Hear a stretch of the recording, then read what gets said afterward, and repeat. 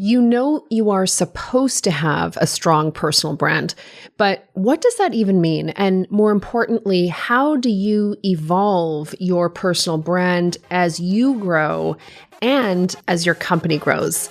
I get into it in this week's episode. Let's dive in. So here's the question.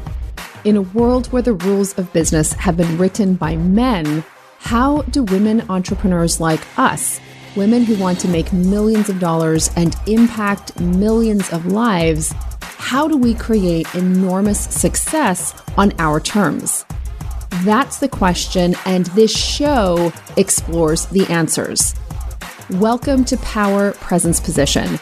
I'm your host, Eleanor Beaton, and I'm on a mission to double the number of women entrepreneurs who generate over $1 million per year in annual revenue. I'm an award-winning entrepreneur, author, and leadership coach. I'm a wife, mom of 2 boys, and I'm the CEO of a 7-figure business. Stick around because on this show, you'll learn how to think, communicate, and get paid like a 7-figure CEO. Let's go. Hello, my fierce friends. Welcome to Power Presence Position. I am so excited to have you here. This is episode number 432. What elite personal brands have in common. Now, I'm really excited to dive into this because a lot of times as I am sort of talking through with entrepreneurs and women entrepreneurs about how to really assume your market position, one of the big questions that comes up is really, well, how should I, when we're doing marketing content, should we do it from my company's brand or from my personal brand? And how do those two things relate? And there's a lot of kind of confusion and I think overcomplication of that. So what I'll share with you, and P.S., if you're interested in the topic of personal branding, you should go and listen to episode 413, where we talk about how to improve your marketing by knowing your promised land. And that is sort of more of a tutorial. But what I will say is that people don't follow companies really, they follow people. So your personal brand will always be the queen brand that you're associated with, and any company that you build is secondary to that.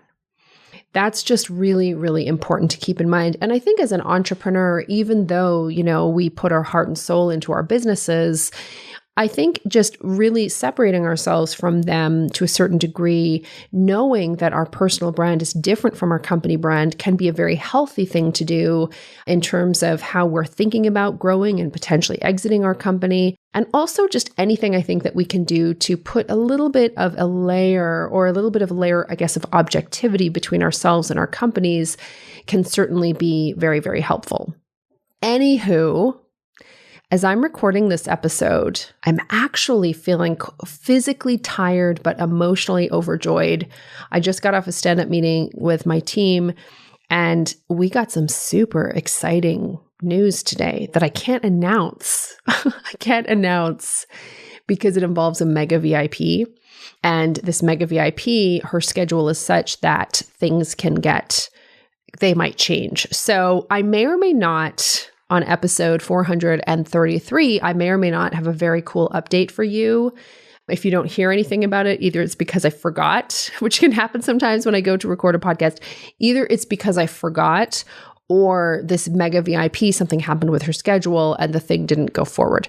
But we shall see, all I can say. And I guess it really comes back to what I'm going to be talking about here. It just sort of reinforces the point that I'm trying to make, which is about what elite personal brands have in common and how our personal brands evolve over time and grow over time. And certainly the person that I'm going to be speaking with and connecting with and hopefully updating you guys on has an elite personal brand, but I want you to have an elite personal brand too. And I know it's there. So before I move on, I want to thank Stacy Barenfuss for giving us a 5-star review on iTunes. She says, Eleanor is next level. Her candid conversations, purpose-driven leadership, and commitment to speaking truth makes this podcast a must listen.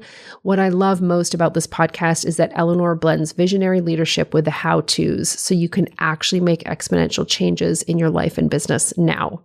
Thank you so much, Stacy, my friend. I so appreciate that awesome review. And, thank you for listening and for potentially making the time to leave a review if you've done it. It really helps. So if you have a minute to go and leave us a review on iTunes or the podcast player of your choice, I would so personally appreciate it. If you think this is a good show and worth listening to, then let's spread the love. All right. Let's get down to basics. So I really like anytime I'm talking about something to define it. So let's talk about what a personal brand is. And I actually love this definition from Wikipedia. And P.S., do you donate to Wikipedia? I'm just going to make a little stand for this. So Wikipedia is free. I think it's not that bad as far as an internet site. There is a certain amount of due diligence that happens on Wikipedia. It's not bulletproof. Nothing is. We all need to do a little bit, of sort of deeper due diligence when we're doing our internet searching. But y'all know you use Wikipedia religiously. And so my question for you is, have you donated to it yet? Because right now they're doing their annual drive. Every time I donate, and I feel like I might get asked twice a year because I'm one of they say less than 2% of the people who use Wikipedia actually donate to it. I am 100% in that group. I still have my childhood encyclopedias, which were actually my dad's childhood encyclopedias. I love any kind of encyclopedic anything. So anyway, this is just a little encouragement to y'all. Use your money however you want to use it. I'm not telling you how to use it, but I was just curious, really, do you donate? Do you give money to Wikipedia when they ask for it? Hit me up on Instagram. Let me know. I'm genuinely curious. I always do. So I do at least once a year when they do their drive. I diligently invest my whatever $10 in Wikipedia because I use it so often, and I just think it's a great resource. Wow, that was a real aside. Actually, speaking of asides, I'm just going to do one more because I'm fascinated by this. I am fascinated by the emerging among, people that I know and so on, the emerging kind of anti-mask movement and the idea that the lockdowns and the masks are an infringement on our civil liberties, which is really interesting to me. I do not agree with that point of view, but I fully support the importance of freedom of expression, even if I don't agree with the opinion, even if I don't believe that opinion is based in science. But I think, always having open and honest conversations, particularly about infringement of civil liberties, is a really important conversation. Anywho, I have found it so interesting, increasing conversations about this, about our, government-imposed lockdowns infringing on our civil liberties as a society. Anyway, I have just found it quite fascinating to see people come out with opinions I would not necessarily have previously associated with them. So, anywho, look, I just can't wait till we get through this. But what I know about challenging circumstances is that I just tend to adopt the mantra, this is going to take way longer and be much harder than I expected, and that's okay. And that's a page straight out of my training with Martha Beck. So that was aside number 2. And I promise you there's not another aside until there is one. So let's talk about personal branding. Oh yes, it was Wikipedia that got me on this. So here's how Wikipedia describes or defines a personal brand. Personal branding is the conscious and intentional effort to create and influence public perception of an individual by positioning them as an authority in their industry, elevating their credibility, and differentiating them from the competition to ultimately advance their career, increase their circle of influence, and have a larger impact. It's a long-winded definition, but I think it's a good one and an accurate one. So that's what a personal brand is. And as I said earlier, when you think about the hierarchy of your branding, your personal brand, that's kind of who you are. That is the queen of the brands, right? And so your company brand, the company that you're building, comes underneath that. So when people asked me, one of my clients was asking me, so Eleanor, when we're posting on Instagram, are we posting as ourselves or as the company? And that's a great question. And, I think it takes a very good, talented copywriter actually to write in somebody else's voice.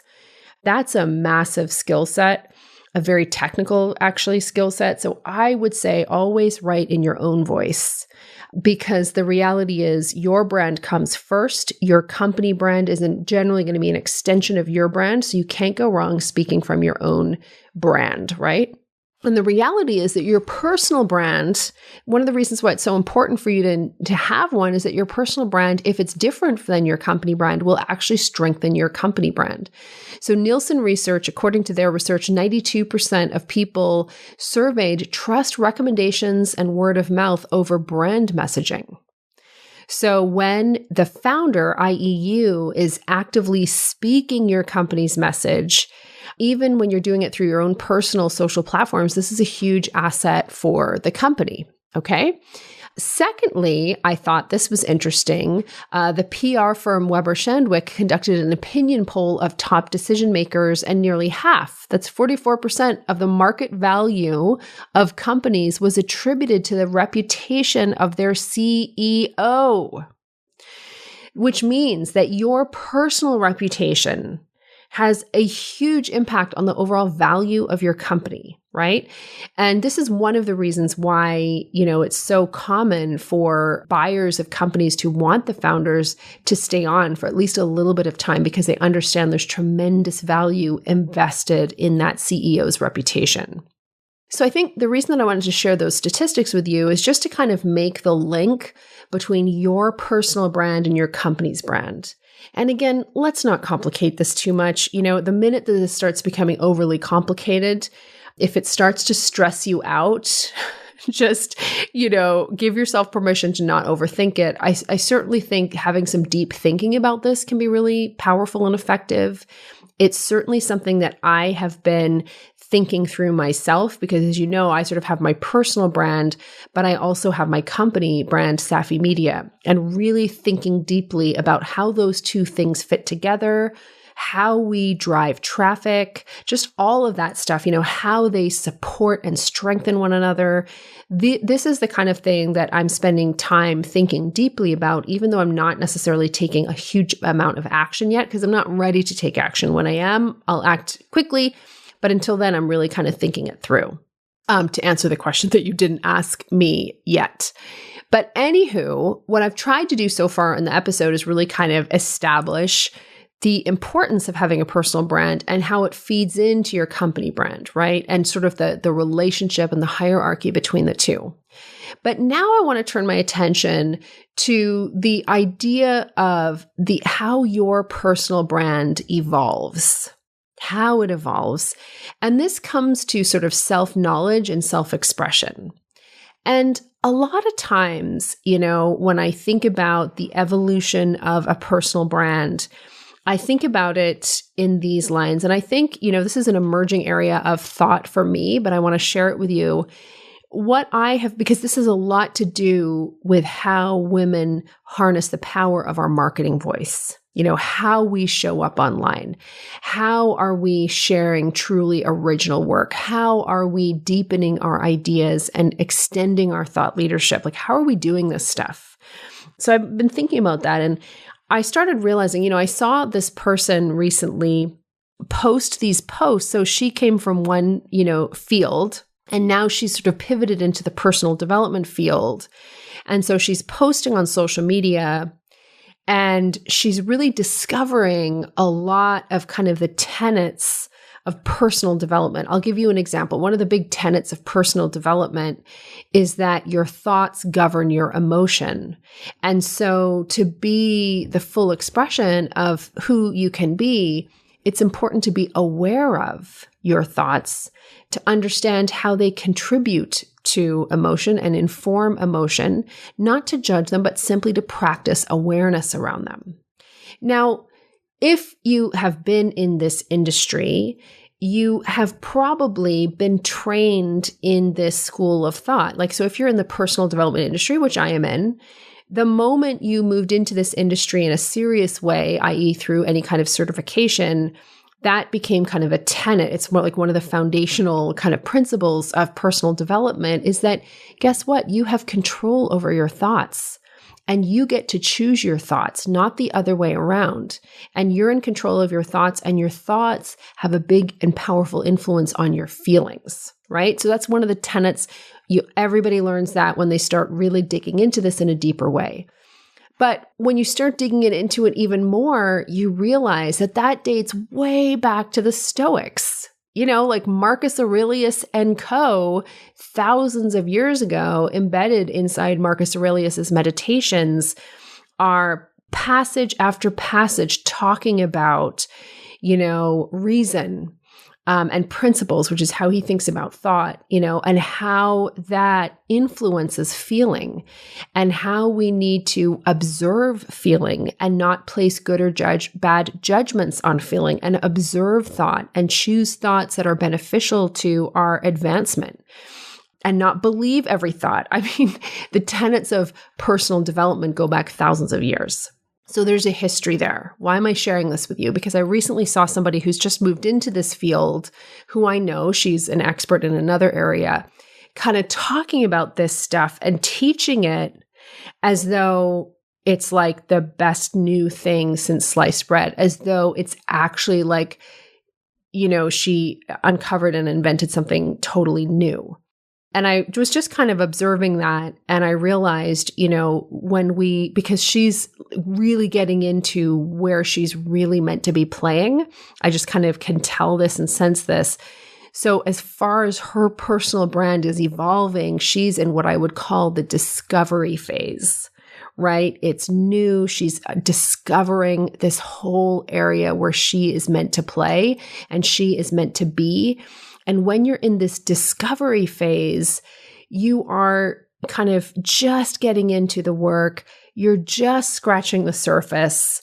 And that's what the discovery phase is all about, And then from there, typically, and if you think about it, it's like how we evolve as humans. Like I have this gorgeous little baby nephew, Braith, and the whole world is new to him. He's discovering everything. You can see it on his face. It's totally adorable, right?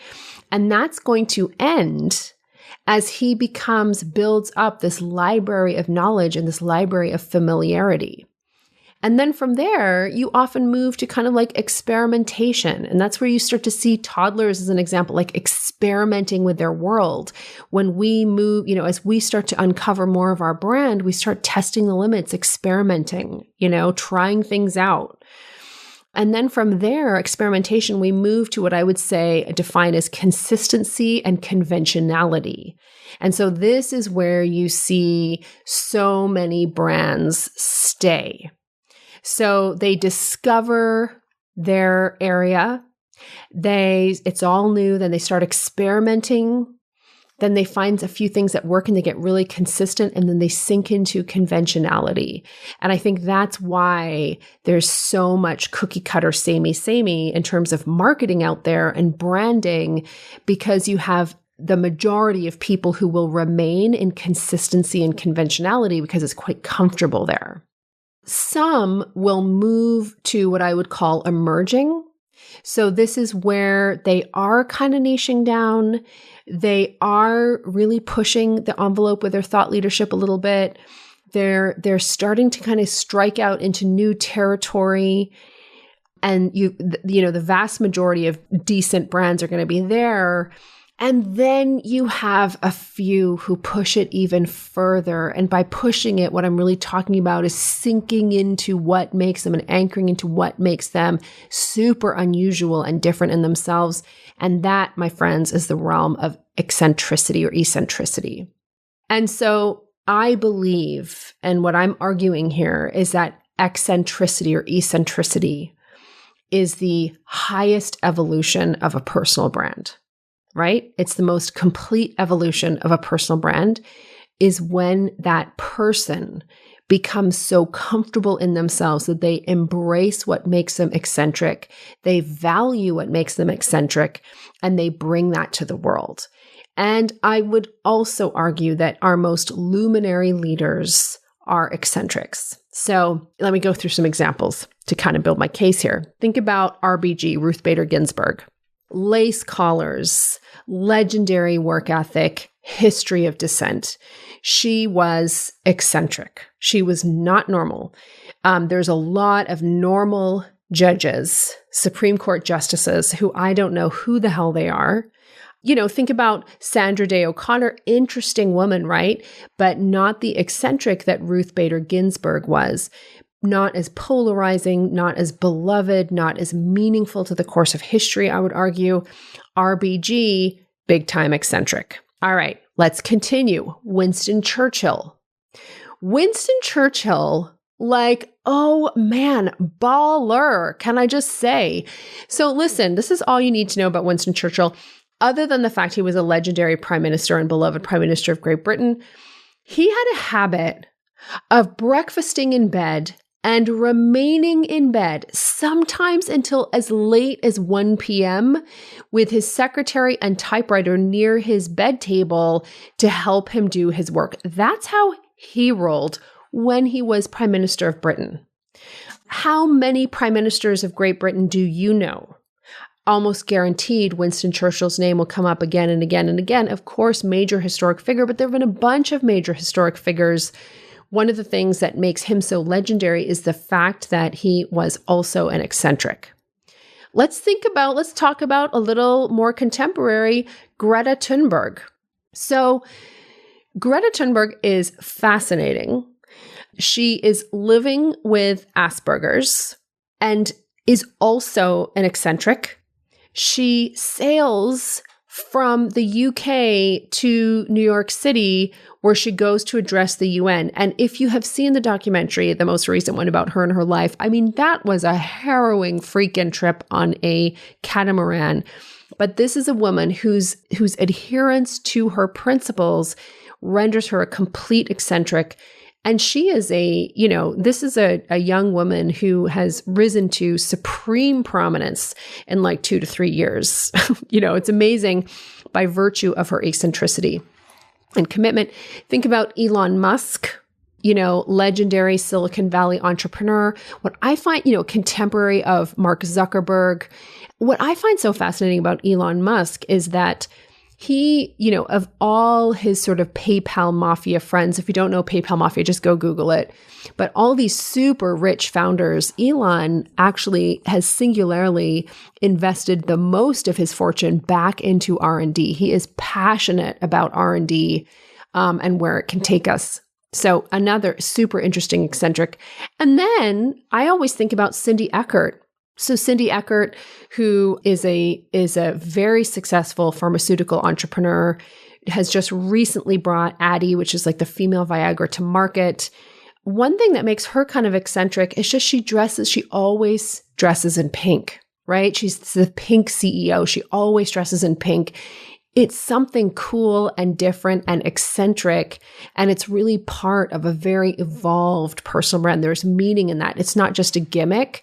There's meaning. And if you just pay a little bit of attention to her and her work to really equalize boardrooms, to really equalize women's access to proper sexual health medication and support and all of that kind of thing, dressing in pink isn't just a prop. It actually has a much larger meaning. And it's also part of what makes her eccentric. Okay. So the idea here is that as you evolve and as your work and your leadership and your brand evolves, you're moving ideally closer and closer to this place of eccentricity. And when you do that, there's a couple of rules that I want you to think about. Not really rules, that's pretty heavy-handed. Come on, Eleanor, that's a little heavy-handed. Not rules, but just things that I want you to think about. So the first is that you can't fake it or force it.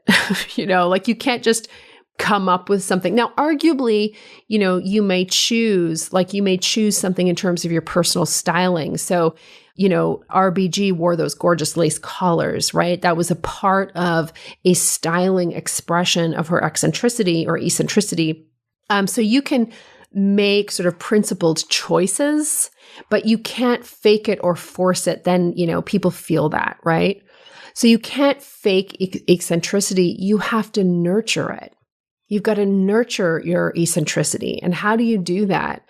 I think meditation actually is huge, giving yourself time to get to know yourself and develop a relationship with your own mind. That's really important. And, that for me anyway, that's something, important.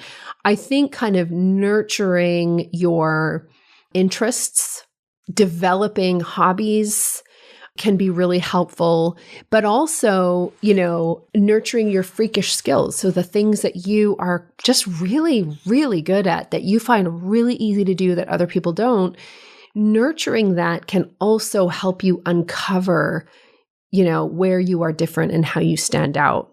What's interesting is that a Harvard business study into eccentricity and how a CEO's eccentricity impacts stock price actually found that sometimes your eccentricity can pose a threat to stock price. Now, the vast majority of women here are not CEOs of publicly traded companies. That said, I think that's something interesting to think about, how because your reputation is so intertwined with your company's reputation, how then do you balance the quest for eccentricity with the importance to be a responsible leader? And I think the way that you do this is to balance it with conscientiousness, right? Conscientiousness is a superbly important skill and predictor of success. So it's that be eccentric, think about RBG, her legacy of dissent, her super late hours, her lace collars, her just relentless desire to challenge the status quo. Running under the core of this was a real conscientiousness, a major trustworthiness. So I think you can fly the biggest freak flag in the world, just be conscientious, and your company brand stays in a place of complete integrity. So a couple of the things I'll add here in terms of, really nurturing your eccentricity is to cultivate your willingness to stand apart from convention. This is why I live in the country and why I'm very careful about who I choose to befriend. I want to retain a state of independence, of personal independence. I cannot take convention unless the places where I choose it, right? So I've chosen to have a very conventional married relationship as an example. So in some ways, I'm totally conventional. In other ways, I like to think very unconventionally, right? So I think cultivating your willingness to stand apart from convention is important. One thing that can really help you tap into your creativity and originality is to reduce the pressure to be productive all the time. Guys, I coach so many women who are grinding their own brilliance out from under themselves by pressuring themselves to be productive all the time. Think about Warren Buffett, who spends the majority of his time reading and thinking, not doing much. He says his investment strategy borders, quote unquote, borders on lethargy. You do not have to be productive every minute of every day. In fact, a massive focus on productivity, a massive pressure to be productive usually goes hand in hand with conventionality. This is particularly true of entrepreneurs who really need time for creative thinking in order to, harness the power of your vision, to hone your vision and move it forward. So there you have it. I hope this was helpful for you. Again, a little bit of a sort of, esoteric, abstract episode for y'all, but we can handle those ones too.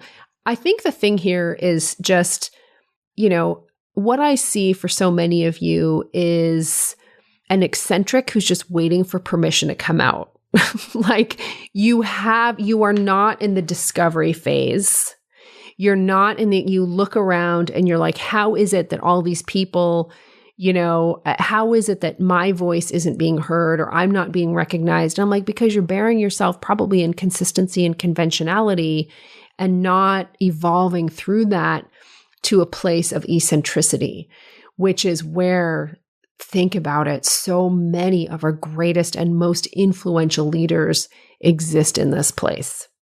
So I hope that I have really kind of summoned that eccentricity, gotten you to think about it a little bit, and hopefully gotten you to think about some of the different activities I've just talked about to help you nurture your eccentricity, because that's where so much of the true and unique value you have to bring to the world truly are.